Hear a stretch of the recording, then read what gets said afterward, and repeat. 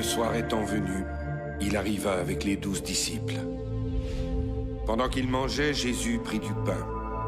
Et après avoir rendu grâce, il le rompit et leur donna en disant, « Prenez, ceci est mon corps. »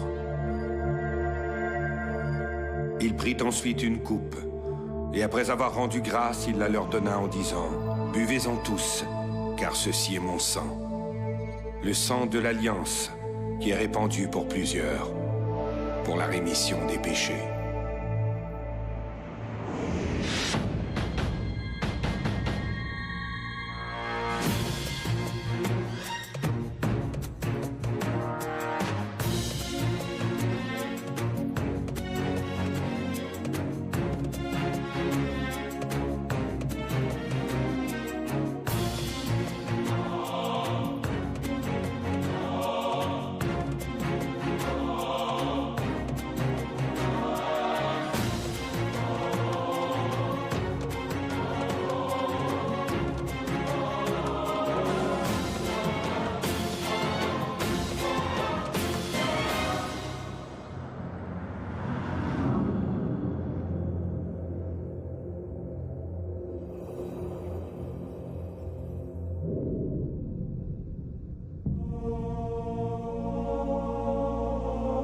La dernière scène, l'un des moments forts des évangiles.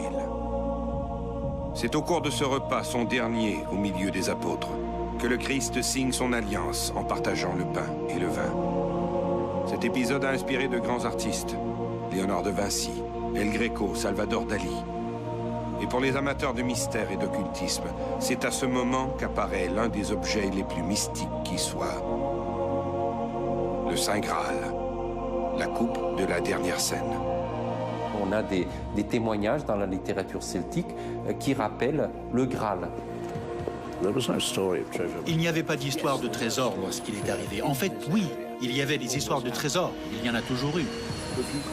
Si nous pouvions lire à travers les légendes, nous verrions que toutes les routes mènent au Saint Graal.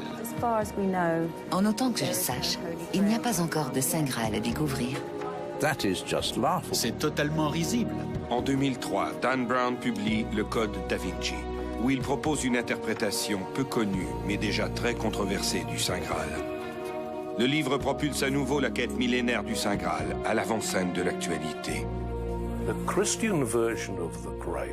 Dans sa version chrétienne, le Graal est le contenant qui a servi à nourrir les disciples lors de la dernière scène et également à recueillir le sang du Christ. Il y a plusieurs versions sur le Graal. Le Graal, c'est la coupe verte que Jésus tenait à la Seine. Il y a aussi la pierre verte, l'émeraude de Satan, qu'il perdit lorsqu'il combattit Jésus. Cette émeraude tombant sur la terre devient calice. C'est le calice, c'est l'émeraude verte de Satan, la pierre verte de Satan. Et puis il y a, sur le côté symbolique, il y a, c'est la connaissance. Voilà, le Graal, c'est la connaissance. L'interprétation la plus intrigante et la plus mystérieuse consiste à dire qu'il s'agit d'une personne et non pas d'un objet. Et cette personne, c'est Marie-Madeleine. Elle et Jésus étaient mariés. Et cette vérité fut supprimée, comme le fut la vérité au sujet de leur jeune famille. Après la crucifixion, le fidèle Joseph d'Arimathie amena Marie-Madeleine, épouse du Christ, dans le sud de la France, où elle fut protégée et entretenue par d'honnêtes et bonnes gens. Ses enfants, fils de Jésus, peut-être une fille aussi, se marièrent dans la famille royale des Mérovingiens. Mérové, le mystérieux Mérové doublement né, tel qu'il est connu dans les mythes anciens, fut à l'origine de cette fameuse et mystérieuse lignée royale française. Personne ne sait exactement ce qu'est le Saint Graal, Certains disent que c'est le calice où a bu le Christ lors de la dernière scène, d'autres disent qu'il s'agit de l'assiette dans laquelle il aurait mangé, d'autres croient que c'est la connaissance universelle, d'autres qu'il s'agit de la vie cachée du Christ. Rien n'a été prouvé, rien n'a été trouvé. Coupe sacrée, connaissance universelle ou descendance de Jésus-Christ? Vers quelle avenue diriger mes recherches? Mon premier réflexe est de me rendre là où s'est déroulée la dernière scène, Jérusalem.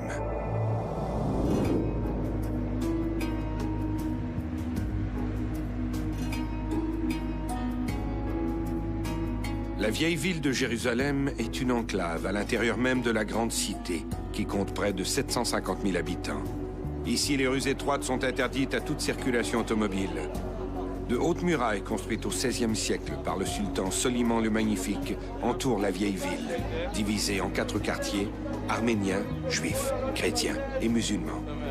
Entre l'époque du Christ et aujourd'hui, la ville a été plusieurs fois détruite et autant de fois reconstruite au gré et au goût de ses conquérants. L'endroit où le Christ aurait partagé son dernier repas avec les apôtres fait l'objet de vives spéculations. Il faut dire que les évangiles sont plutôt avares de détails. Matthieu et Jean n'en disent à peu près rien. Quant à Marc et Luc, les 2 évangélistes ne parlent que d'une chambre haute et meublée dans une maison de la ville. Néanmoins, selon la tradition, le cénacle, la salle où se serait tenue la dernière scène, serait une vaste pièce voûtée située au 2e étage de ce qui jadis était la basilique du Saint-Sion, détruite par les Perses en 614. Les bâtiments du cénacle se trouvent aujourd'hui tout au bout d'une allée étroite et ensoleillée, typique de la vieille ville de Jérusalem. On accède à la grande chambre du 2e étage par un escalier donnant directement sur la rue. Avec ces destructions et ces reconstructions successives, il est bien sûr impossible de savoir si ces lieux correspondent bien à cette chambre haute et meublée décrite par Marc et Luc. Mais il semble que les premiers chrétiens mirent une grande importance à perpétuer le souvenir de ces lieux en y érigeant des constructions successives. Une longue tradition chrétienne rappelle qu'en ces lieux, Jésus partagea le pain et le vin, et que c'est en ces lieux qu'il a tenu dans ses mains cette coupe artisanale qui deviendra l'objet de l'une des plus fantastiques quêtes de l'histoire, le Saint Graal. Admettons que le Saint Graal soit une coupe. Comment la reconnaître entre toutes? Ils n'avaient pas de calice au 1er siècle, mais ils utilisaient des coupes très simples, comme j'en ai des exemples ici, dans ma propre collection privée. Ici, par exemple, nous avons un exemplaire d'une coupe typique du 1er siècle, une coupe juive en argile cuite pour boire. Un juif l'aurait utilisée pour boire du vin dans des circonstances normales, mais pas pour la Pâque ni pour les fêtes juives. Pourquoi? Parce que l'argile cuite n'est pas cachère. Seule la pierre est cachère, parce qu'elle a été créée par Dieu. Les Juifs orthodoxes utilisent donc des coupes en pierre. Le Saint Graal. À quel moment cette modeste coupe est-elle devenue l'objet d'une quête extraordinaire? Car il se passera plus de 1000 ans après la dernière scène avant que la littérature n'en fasse mention. Pour saisir l'essence du Graal, il faut troquer les rues ensoleillées de Jérusalem pour les vertes contrées anglaises. Ici, pour un instant, le roi des Juifs laisse la scène à un autre souverain, Sir Pendragon, Arthur Pendragon, le légendaire roi Arthur. Le grand roi Arthur est l'une des plus anciennes et des plus tenaces légendes britanniques. Une controverse oppose ceux qui croient qu'il fut une figure historique et ceux qui croient que c'est un pur mythe. Cela le place dans la même catégorie que notre brigand le plus généreux et le plus célèbre, Robin des Bois, qui vécut plusieurs siècles plus tard. On prétend que le roi Arthur était le meneur d'une bande de chevaliers, Sir Galahad, Sir Gawain et tous les autres, Sir Perceval, qui couraient à la rescousse des jeunes femmes pour les sauver des dragons, des ogres et autres monstres de toutes espèces. Nous avons donc ici affaire à probablement un personnage qui a existé, mais qui a été l'objet, bien sûr, d'un traitement légendaire extraordinaire. On l'a fait roi de toute la Grande-Bretagne, il a chassé tous les anglo-saxons de l'île, il a même conquis toute la France, toute la Gaule, jusqu'aux portes de Rome. Tout ça, c'est de l'invention a posteriori, mais peut-être il y avait un vrai Arthur au départ, un de ces nobles particulièrement prestigieux courageux qui s'est battu contre les anglo-saxons, sur lequel se sont greffées toutes ces légendes plus anciennes.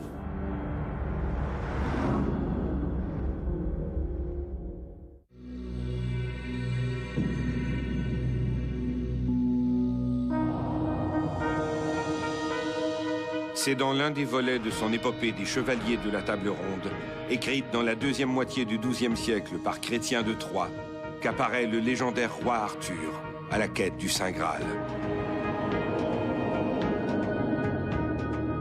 D'après le roman, Arthur, encore adolescent, réussit à retirer une épée enchâssée dans un rocher, faisant de lui le roi de Grande-Bretagne.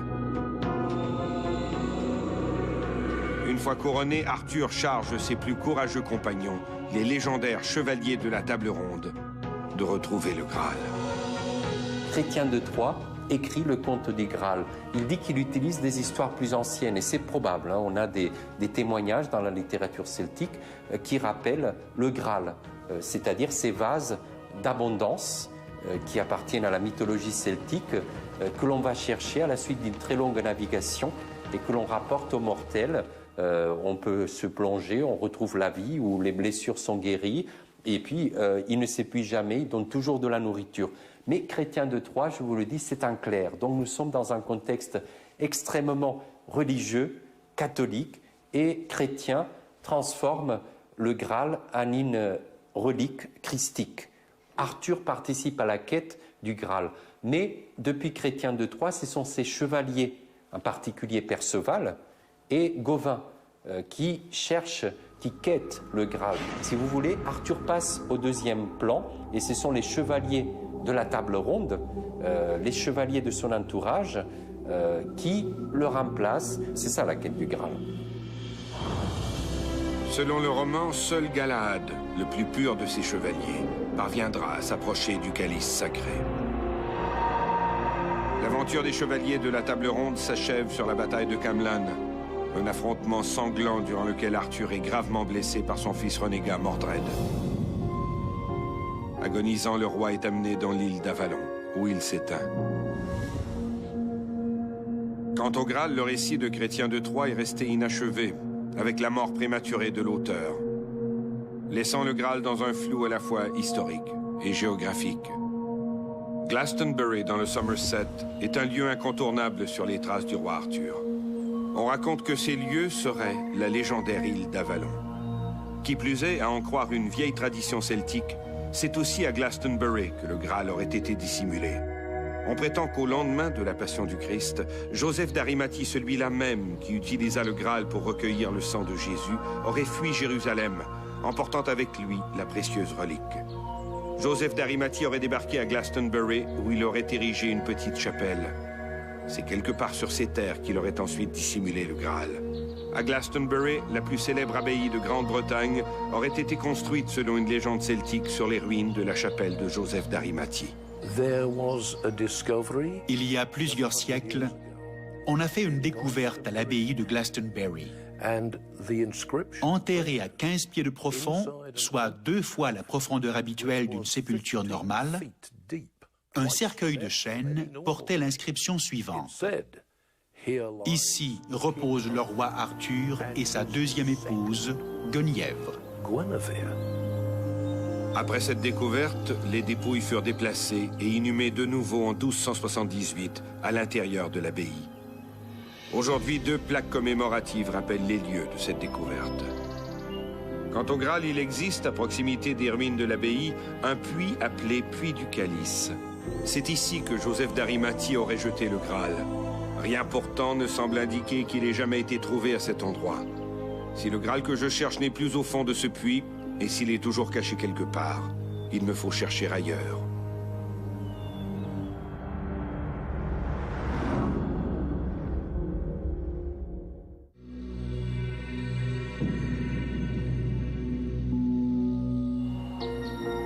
Pour plusieurs, la quête du Graal apparaît comme une aventure enivrante. Même Indiana Jones n'a pas su y résister dans sa dernière croisade. Si le Graal existe, à quoi peut-il ressembler? Que faut-il chercher au juste? Et où chercher? Graal est un mot d'espagnol ancien qui désigne un contenant pour boire. Alors le mot lui-même nous indique que la légende du Saint Graal doit provenir d'une région où un outil qui sert à boire s'appelle Graal, donc l'Espagne, la péninsule ibérique.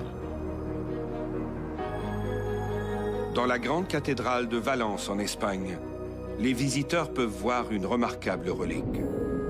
Il s'agit d'une petite coupe en pierre qui, au fil du temps, a été remontée sur un magnifique pied en or et serti de pierres précieuses. Un demi-siècle avant que ne soit écrite la première version de Perceval, existait un document qui décrit le calice de pierre utilisé lors de la dernière scène.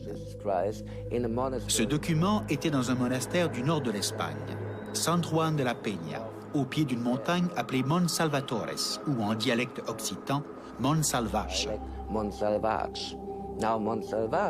Curieusement, Mont Salvache est le nom que porte le grand château dans Perceval. Maintenant, si vous êtes attentif aux descriptions, aux détails topographiques et aux éléments de narration qui dépeignent l'allure du château, vous constaterez qu'ils sont identiques au monastère de San Juan de la Peña. En 1339, le Graal fut emporté de San Juan de la Peña à Saragosse d'abord, puis à Barcelone et à Valence. Aujourd'hui, on le vénère toujours dans la chapelle du Graal, la chapelle du Saint-Calice, dans la cathédrale de Valence, où vous pouvez le voir à volonté. Quand vous irez à Valence, vous verrez l'authentique Saint Graal, et je peux le prouver, parce que dans sa première version du Saint Graal, dans le Parsifal de Wolfram von Eschenbach, il mentionne une mystérieuse inscription sur le Graal, et il donne son nom au Graal, l'Apsit Exilis. Étonnamment, en écriture koufique, sur le pied du Saint Graal original qui se trouve à la chapelle du Saint Graal de Valence, en écriture koufique donc, vous avez cette inscription Al l'Apsit Exilis, exactement l'inscription citée par von Eschenbach. Si la coupe de Valence semble en effet dater de l'époque du Christ, si cette coupe ressemble de manière fidèle à celle décrite dans les légendes arthuriennes, s'agirait-il alors du vrai Graal? Les premières traces écrites du calice de Valence remontent au Moyen Âge, époque où subitement une vingtaine d'églises revendiquaient la possession du Graal. Le calice de Valence est-il le Graal ou un Graal? La véritable histoire du Graal semble beaucoup plus ténébreuse, mais elle est invariablement associée à un groupe de nobles chevaliers, les Chevaliers du Temple. Un ordre à la fois militaire et religieux, créé en 1129 pour protéger les pèlerins sur la route de Jérusalem. Installés dans les ruines du Temple de Salomon, les chevaliers y auraient découvert de nombreux trésors fantastiques, dont le Saint Graal. Après avoir rapporté leurs trésors en Europe, les Templiers, qui relevaient directement du pape, auraient, contre toute apparente logique, transmis le Saint Graal aux Cathares, une secte mal vue de l'Église. Les Cathares étaient une autre secte religieuse de la France, surtout dans le sud de la France et en Italie du Nord. Ils croyaient en deux dieux. Ils croyaient en un dieu matériel qui n'était pas si bon, et ils croyaient en un dieu spirituel qui était essentiellement le dieu de l'amour. Ils croyaient que tout ce qui était matériel, incluant nous-mêmes, nos corps, tout ce qui était fait par l'humain ou par la nature, était essentiellement mauvais, malveillant, et que tout ce qui appartenait au monde spirituel était bon. Lorsque j'y repense, ils étaient probablement comme des hippies. Ils aimaient la paix, pratiquaient l'amour libre, ne croyaient pas au mariage, ne croyaient pas au travail, un monde idéal. Et ils avaient décidé de vivre cette vie pure. Donc, il y avait des divergences d'opinion dans la religion cathare, qui était une religion où on enseignait le côté religieux, mais d'une autre façon que l'Église, c'est-à-dire plus sévèrement et plus objectivement aussi. Cette vision du christianisme est vite jugée inacceptable par Rome. Conséquence, les Cathares, appelés aussi les Albigeois, sont déclarés hérétiques. En 1209, le chevalier Simon de Montfort, cantonné à Carcassonne, est chargé de mener une véritable campagne contre les Albigeois. partir de la fin du XIIe siècle, Innocent III lance des appels au prince pour intervenir contre cette hérésie qui est dangereuse et qui est pire même que... C'est ça l'appel à la croisade, qui est pire que même les païens, et même pire que les musulmans. Et donc, c'est par ce biais qu'il peut faire intervenir en fait les princes, c'est-à-dire la force armée, comme une croisade contre les Cathares. Alors en fait, Philippe Auguste, qui est le roi de France à l'époque, ne considère pas qu'il a le droit ou qu'il est habilité d'intervenir, mais il permet ensuite aux barons du Nord, comme on appelle ensuite, de faire cette croisade à partir de 1209 et qui se termine seulement... Il y a plusieurs vagues en 1229 par le traité de Paris-Meaux, beaucoup plus tard. Ainsi, le Saint Graal, confié aux Cathares pour des motifs nébuleux, se retrouve à nouveau au cœur d'une croisade, en terre chrétienne cette fois, dans le sud de la France. Les Cathares, au fur et à mesure de leur fuite, cacheront successivement la précieuse relique dans divers châteaux cathares. Ce n'étaient pas des châteaux cathares. C'était des châteaux languedociens dans lesquels les Cathares se sont réfugiés. Certains appartenaient à des Cathares, des seigneurs qui s'étaient convertis au catharisme. D'autres appartenaient à des familles qui étaient orthodoxes pour la plupart, et dont quelques membres seulement avaient adhéré au catharisme. Pourchassés par les croisés mandés par le pape, les Cathares auraient donc caché les trésors de leur foi dans le Graal, dans plusieurs hauts lieux. Les châteaux de Puyvert, Perpertuse, Montségur. J'ai donc suivi cette filière cathare à la recherche des traces historiques du Graal.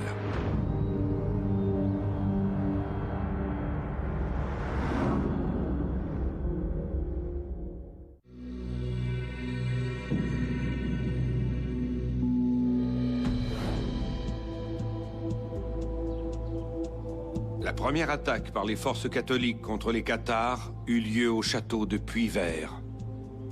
Juché sur une élévation rocheuse au sommet de la colline qui domine à l'est le village du même nom, le château de Puyvert s'élève au-dessus du paysage et se dresse en plein cœur de ce qui était jadis le pays cathare. À l'automne 1210, les hommes de Simon de Montfort s'emparèrent de Puyvert. Ils firent un inventaire des lieux. Si le Graal s'y trouvait, il n'y était plus.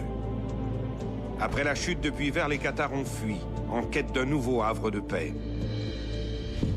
L'une de ces oasis était la forteresse de Perpertuse, juchée sur une crête rocheuse à 800 mètres d'altitude.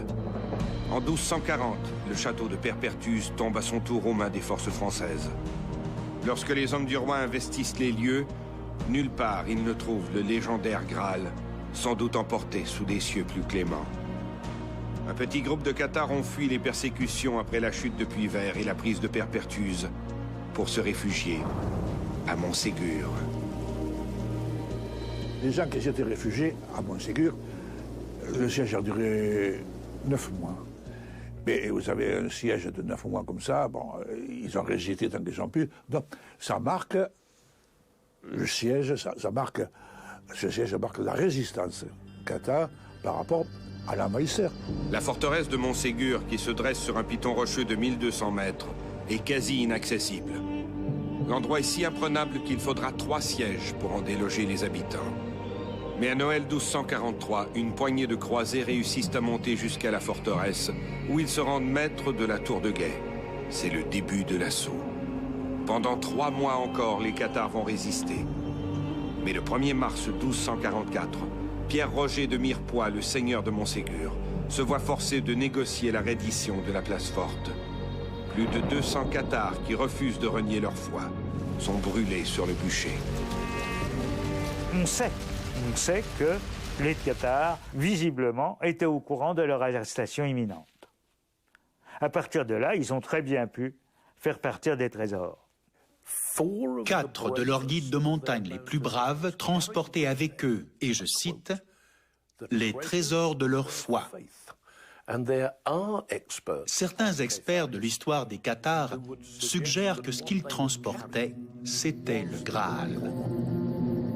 Quelques Cathares auraient réussi à fuir, et à l'insu de leurs ennemis, ils auraient gagné une haute caverne dont l'entrée est toujours visible depuis les ruines de Montségur. À partir de là, la trace du Graal disparaît à nouveau pendant 600 ans. Du haut des remparts de Montségur, par beau temps, on peut voir les crêtes rocheuses du département voisin de l'Aude, où se trouverait, au dire de certains, le véritable secret du Saint Graal. Rennes-le-Château. Comment aurais-je pu résister? La petite commune de Rennes-le-Château se trouve perchée au sommet d'un piton rocheux, à 5 km au sud-est du village de Cuisa. L'endroit se présente comme un petit village typique du Languedoc. Le village est dominé par un château plutôt délabré, jadis la place forte du seigneur des lieux, la famille Aupoul. C'est ce château dont les murs les plus anciens datent du XIIIe siècle qui a donné à la commune son nom de Rennes-le-Château.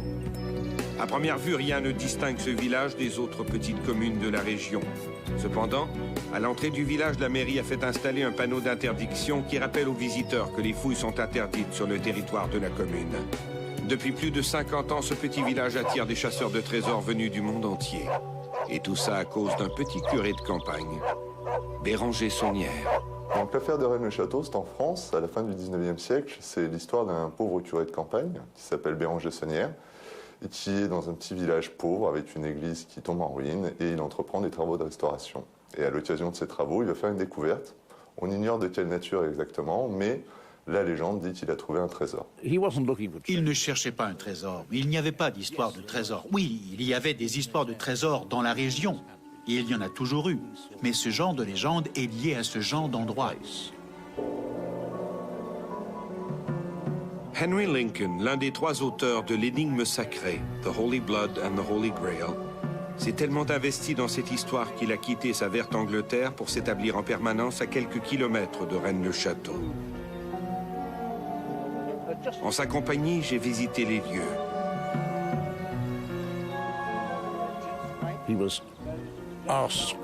On lui a demandé de chercher quelque chose dans l'église. Probablement une demande de la famille des Habsbourg. Et ce sont eux qui ont financé le travail qu'il a fait. Lorsqu'il a décidé de restaurer l'église, l'argent lui a été fourni par la comtesse de Chambord, épouse d'un prétendant à la couronne de France. Certains documents qui avaient de la valeur pour la famille des Habsbourg avaient été perdus à l'époque de la Révolution française. Pas vraiment perdus, mais cachés.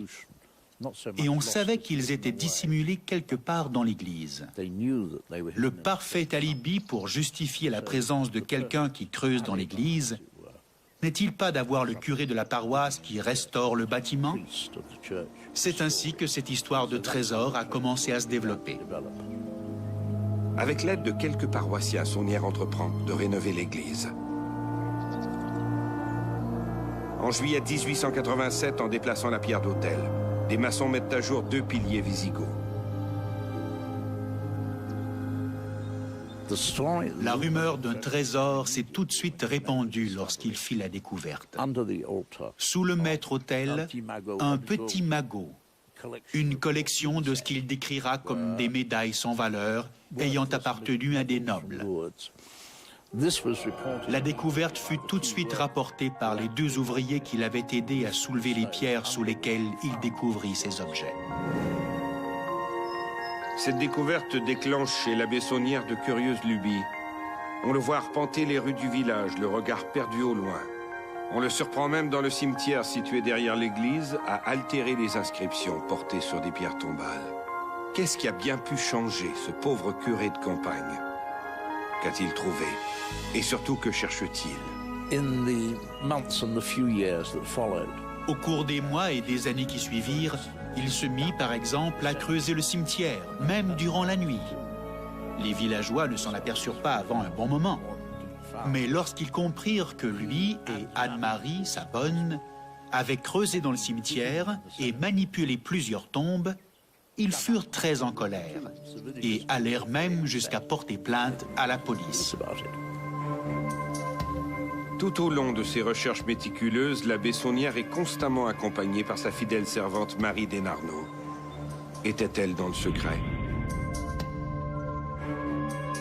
D'abord, elle était impliquée dans le secret, certainement, parce que c'est vrai que c'était la bonne du curé, mais au-delà, il y avait entre eux une forme de complicité et d'amitié. Du jour au lendemain, monsieur le curé, comme l'appellent ses paroissiens, se lance dans des dépenses extravagantes. Quand les gens du village voient leur curé, qui était misérable, restaurer l'église, sans qu'on sache d'où il tire l'argent. Enfin, quand on voit un prêtre restaurer l'église, on ne peut que s'en féliciter, et on ne va pas trop s'interroger sur le financement.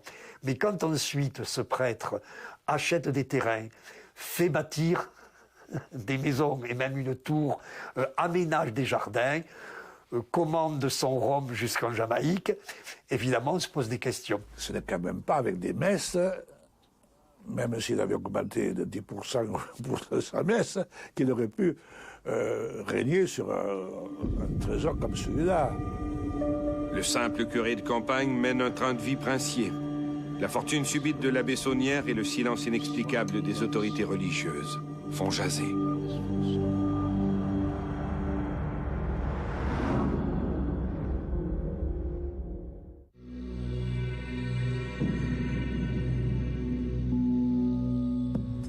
Face au mutisme de l'Église, plusieurs allèguent que l'abbé Saunière n'avait pas trouvé un trésor, mais un secret, ou un objet précieux qu'il aurait monnayé avec les autorités religieuses.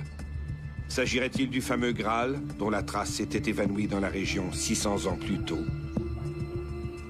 On nous dit qu'on a trouvé un grand et un petit parchemin.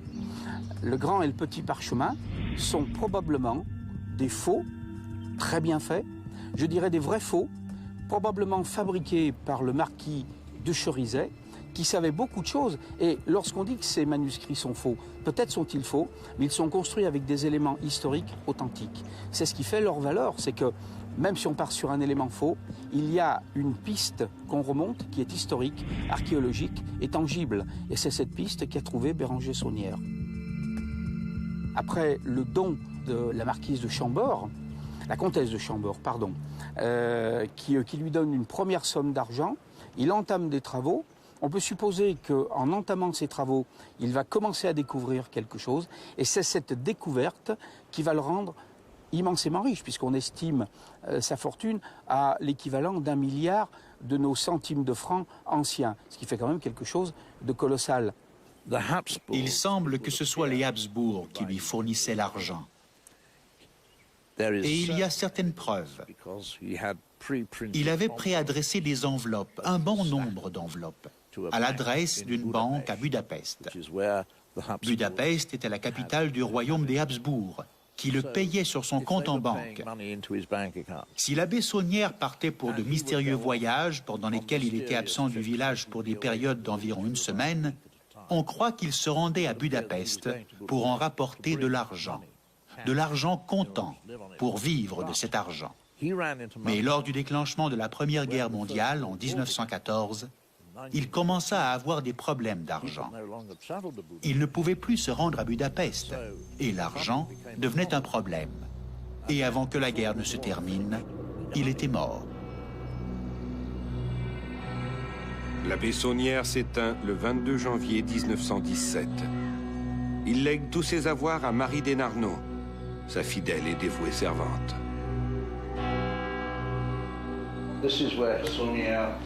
C'est ici que Saunière passa les dernières années de sa vie.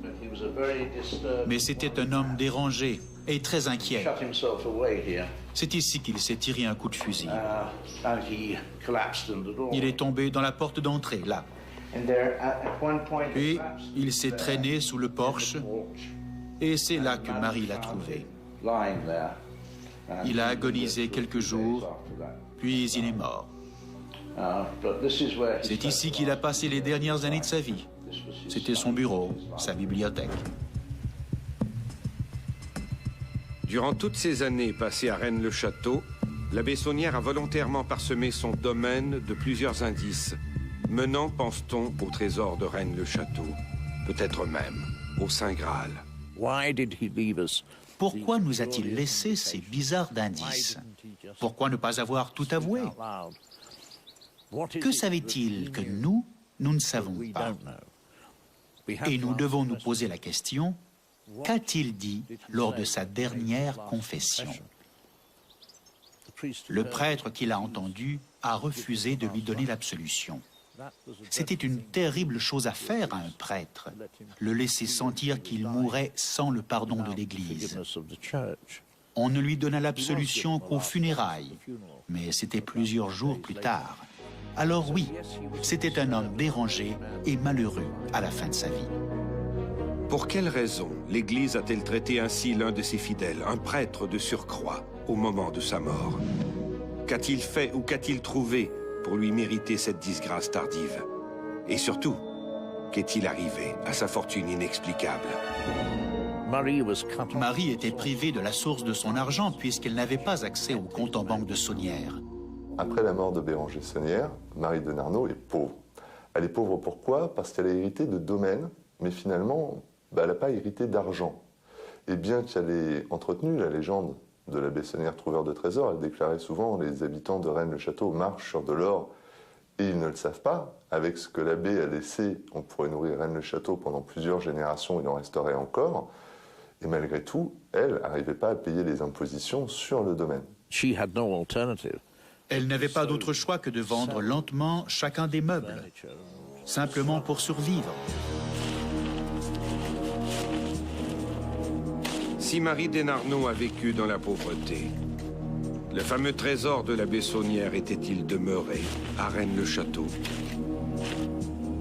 C'est ce qu'ont cru les chasseurs de trésors. Les chercheurs de trésors arrivent pour les tout premiers dans les années 50. Et ce sont des chercheurs de trésors qui cherchent un coffre avec de l'or dedans. À la rigueur, ils n'ont pas vraiment d'idée sur ce qu'ils cherchent. Ils creusent, d'abord. Et puis, au fur et à mesure de leurs échecs, à force de ne pas trouver, on finit par se demander quel peut bien être ce fabuleux trésor. Donc il y a des thèses plus ou moins historiques, le premier étant le trésor de Blanche de Castille, et puis on pense au trésor des Templiers, au trésor des Cathares, on va fouiller dans l'histoire des Romains, on va fouiller dans l'histoire des Visigoths pour essayer de trouver un fabuleux trésor qui aurait été perdu et qu'on pourrait retrouver à Rennes-le-Château. Puis là encore, au fur et à mesure des échecs, les thèses deviennent de plus en plus dématérialisées. Et puis l'ésotérisme fait son entrée avec Gérard de Sède dans les années 1970. Et puis là, on voit apparaître des thèses, je dirais, sans trésor, des thèses mystiques. Il s'agit de documents, de secrets d'église. Il s'agit d'une tombe, par exemple celle de Marie-Madeleine, voire du Saint Graal. Tous les indices laissés apparemment par l'abbé Saunière, des codes secrets dissimulés dans la géométrie de ses constructions et dans la décoration de son église, ont été la base de nouvelles recherches. Pour plusieurs, ces indices ne demandent qu'à être déchiffrés. Alors l'idée que l'abbé Béranger Saunière ait pu laisser des indices dans son église ou ailleurs date essentiellement, a été vulgarisée par Gérard de Sède. Et Gérard de Sède s'appuie beaucoup sur la décoration de l'église, qui est une décoration très riche. Et au niveau de l'interprétation symbolique, ça lui a donné beaucoup d'idées, un petit peu comme une carte au trésor dans un film de pirate. D'autres travaux ont été faits et on a un petit peu développé l'idée de Gérard de Sède dans différentes directions, en particulier sur le plan du domaine, sur le plan du jardin, sur le plan des jardins. À ce jour, effectivement, c'est une des solutions qui a donné beaucoup de plaisir aux chercheurs de trésors et pas forcément beaucoup de solutions. Dans l'église, effectivement, il y a des choses extrêmement curieuses. On a ce chemin de croix avec des représentations un peu particulières. On a des peintures, on a des statues.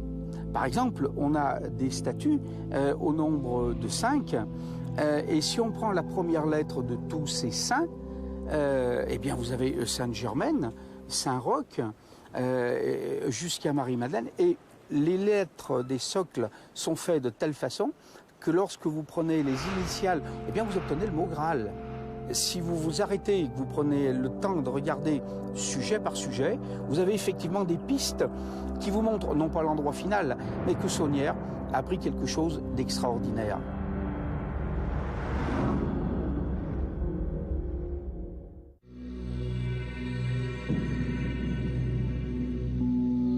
Gérard de Sède publie L'Or de Rennes ou la vie insolite de Béranger Saunière, curé de Rennes-le-Château, qui hisse le petit village au rang d'énigme nationale et attire des chasseurs de trésors. 13 ans plus tard, 3 auteurs anglo-saxons publient L'énigme sacrée, Pour eux, le secret de la Bessonnière serait plutôt relié au Graal. Les auteurs affirment que les mots saint et Graal seraient en réalité une déformation de l'expression sang royal et désigneraient une descendance née de l'union de Jésus de Nazareth et de Marie-Madeleine. En 2003, l'auteur américain Dan Brown publie Le Code da Vinci. L'ouvrage se hisse aussitôt en tête des best-sellers. Dans le roman, un spécialiste des symboles religieux, l'américain Robert Langdon, découvre que le conservateur du musée du Louvre à Paris, Jacques Saunière, est à la tête d'une mystérieuse organisation, le Prieuré de Sion, une puissante confrérie chargée de protéger un secret, susceptible d'ébranler les bases de la chrétienté. À savoir que Jésus de Nazareth a eu un enfant, né de sa relation avec Marie-Madeleine, et que de cet enfant découle une généalogie christique, le Saint Graal. Le Prieuré de Sion serait une confrérie fondée en 1099, selon ce que racontent de mystérieux documents découverts au début des années 1960, aux archives de la Bibliothèque nationale de Paris.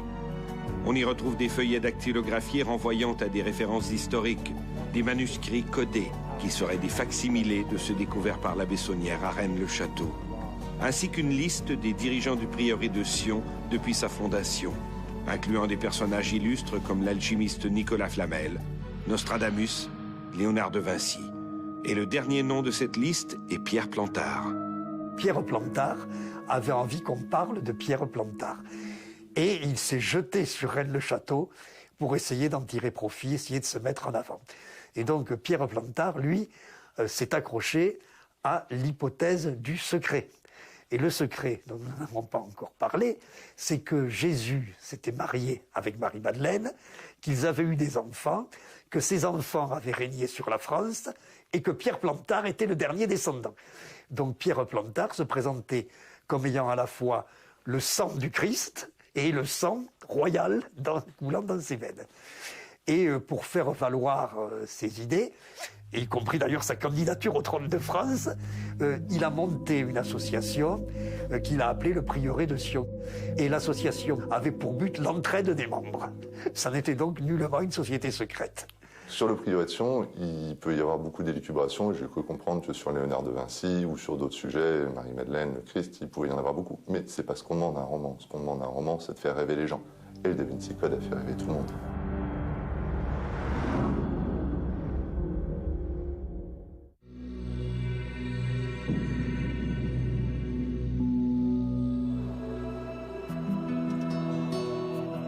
Le Code da Vinci a eu pour effet d'intéresser des milliers de lecteurs à cette hypothétique généalogie christique. Dans la foulée, on a vu se multiplier les ouvrages pseudo-historiques reprenant à leur compte cette histoire passionnelle entre le Christ et Marie-Madeleine. On est en train de faire de Jésus, qui était considéré par une Église ou par une religion qui est le christianisme, comme étant un Dieu, un fils de Dieu, mais qui était aussi humain. Là, c'est une tentative de le rendre beaucoup plus humain, si on veut. Et la lignée christique, c'est le jeu qui se joue là. Donc, on s'aperçoit que c'est le reflet un peu de nos préoccupations d'aujourd'hui. Donc là, maintenant, la relation entre Marie-Madeleine et Jésus ne peut être qu'une relation sexuelle. Un baiser ne peut être qu'un baiser à connotation sexuelle, alors que dans le texte de l'Évangile de Philippe, c'est clair, c'est un baiser initiatique, c'est un baiser où on se transmet le souffle initiatique, où là, on est plus dans une perspective d'une société secrète, si on veut, où on se transmet un secret.